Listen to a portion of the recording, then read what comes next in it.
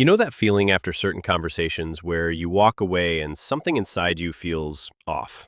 Not upset exactly, just slightly less than you were before you walked in.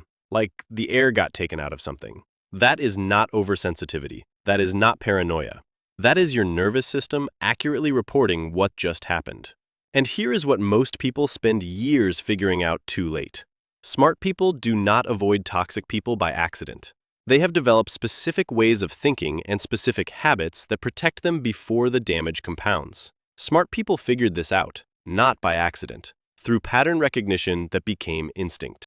Most people assume toxic means obvious, loud, aggressive, easy to identify from across the room, but the most damaging kind of toxic person rarely looks the part. They are often the most charming person in the room, the most helpful, the one who makes you feel uniquely understood, right up until the moment they need something from you.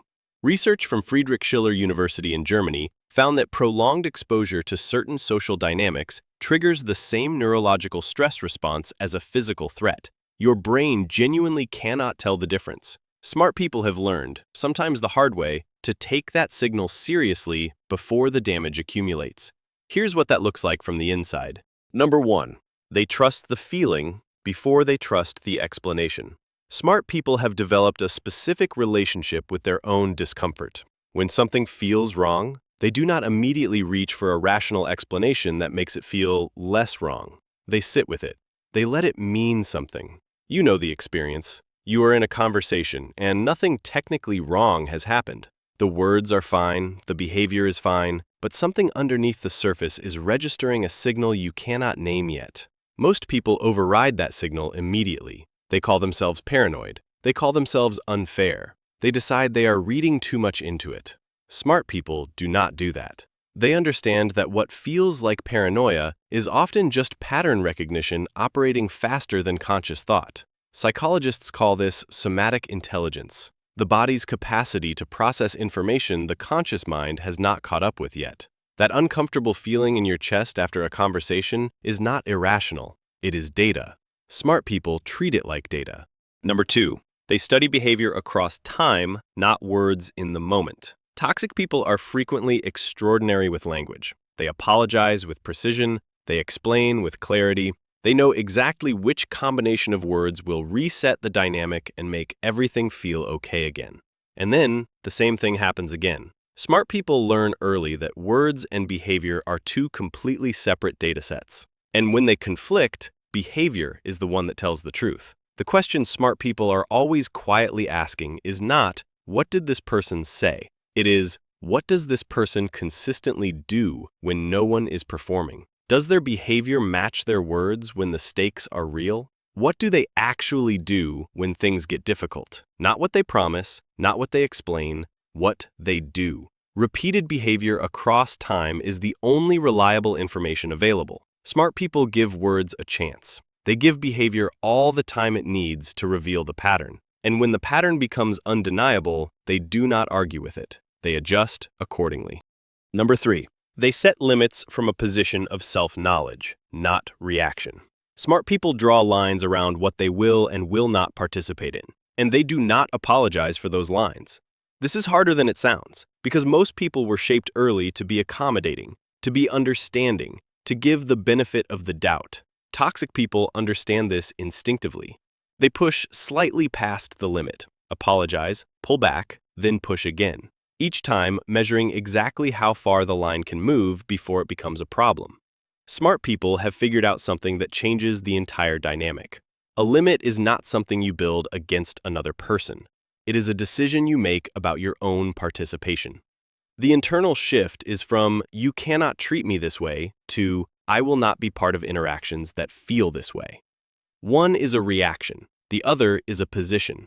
And when you operate from a position rather than a reaction, calm and clear and without drama, toxic people lose their footing. They were never actually engaging with you. They were engaging with your emotional response. Smart people learned to stop providing that. Number 4, they stopped trying to fix what was never broken in the right direction.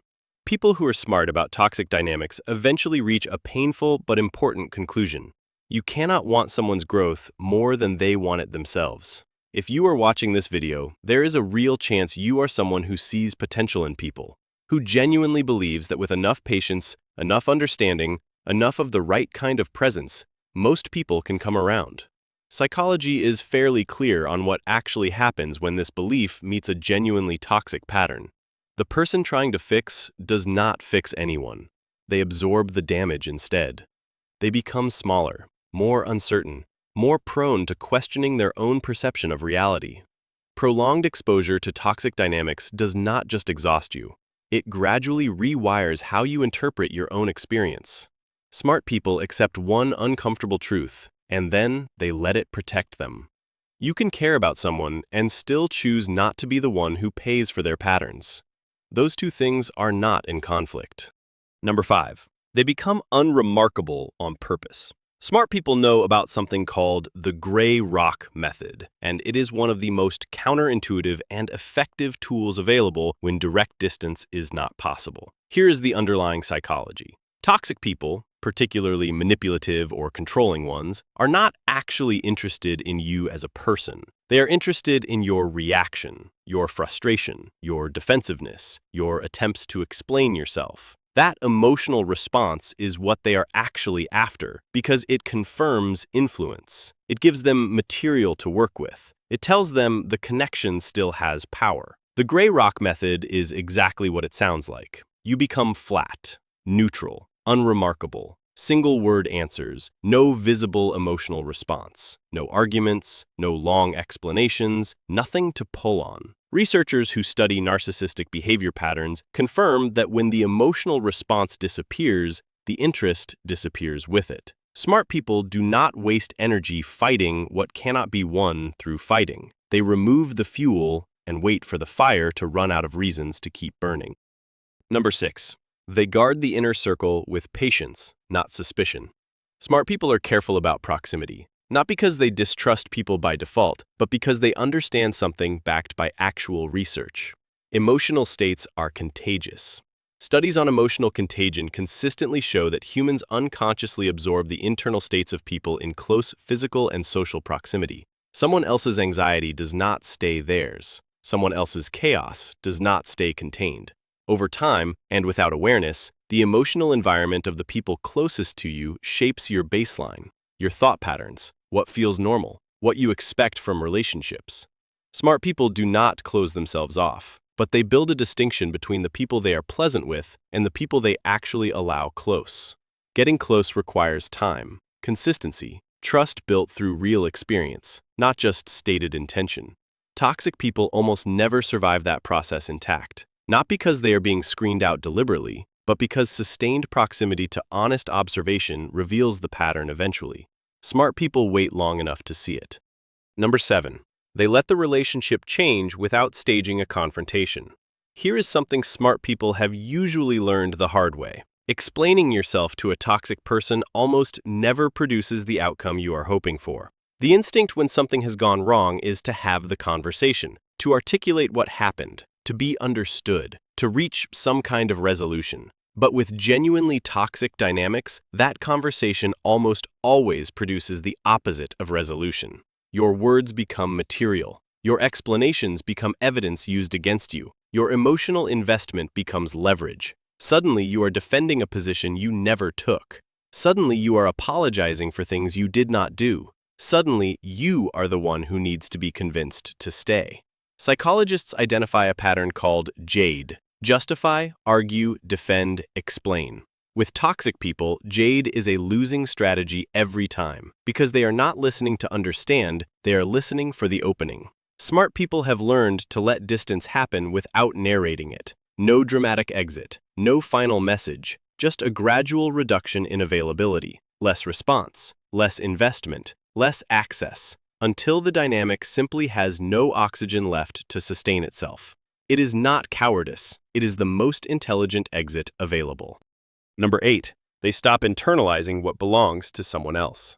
One of the most specific skills smart people develop around toxic dynamics is the ability to return things that were never theirs to carry. Toxic people are often highly skilled at a process psychologists call projection. The discomfort they feel about themselves gets handed to you in the form of criticism, accusation, doubt about your character or your intentions. And because you are a person who takes things seriously and reflects genuinely on your own behavior, you pick it up, you examine it, you wonder if they might be right. Smart people have learned to ask one question before they absorb anything. Does this observation about me match anything I actually recognize in myself? If the answer is no, the information belongs to whoever offered it. Returning it is not defensiveness. It is clarity about what is yours and what is not. The ability to feel the impact of someone's words without accepting their interpretation of you is one of the most protective skills available. Smart people practice it until it becomes instinct. Number 9. They do not explain their peace to people who profited from their chaos. This is the one that tends to arrive last. When smart people finally begin protecting themselves from toxic dynamics, they will almost always encounter a specific reaction from the people those boundaries affect. Distance gets called coldness. Limits get called selfishness. Choosing yourself gets reframed as abandonment. And because most people were shaped to care deeply about how they are perceived, the temptation is to explain, to justify the change, to make the other person understand why the dynamic needed to shift. Smart people eventually stop doing this. They understand that the people who benefited most from the old version of you are rarely going to celebrate the new one. The explanation will not land where you need it to land. The understanding you are looking for will not come from the person least capable of providing it. What smart people learn to do instead is let the change speak without commentary. They do not need the toxic person to understand. They just need to be different enough that the old dynamic no longer has a host. And they find that the people who genuinely belong in their life do not require an explanation for why they chose to stop disappearing. If any of this landed somewhere specific in you, it is probably because you have already lived some version of it. And if you are somewhere in the middle of figuring out which relationships fill you up and which ones have been slowly emptying you out, the most important thing to understand is this. Protecting your energy is not a personality trait. It is a skill. Smart people are not cold. They are not closed off. They just figured out earlier than most that not every connection deserves unlimited access to who they are. Tell me in the comments which one of these 9 landed closest to home. And if you want to keep going deeper into how smart people actually think and protect themselves, the next video is already waiting.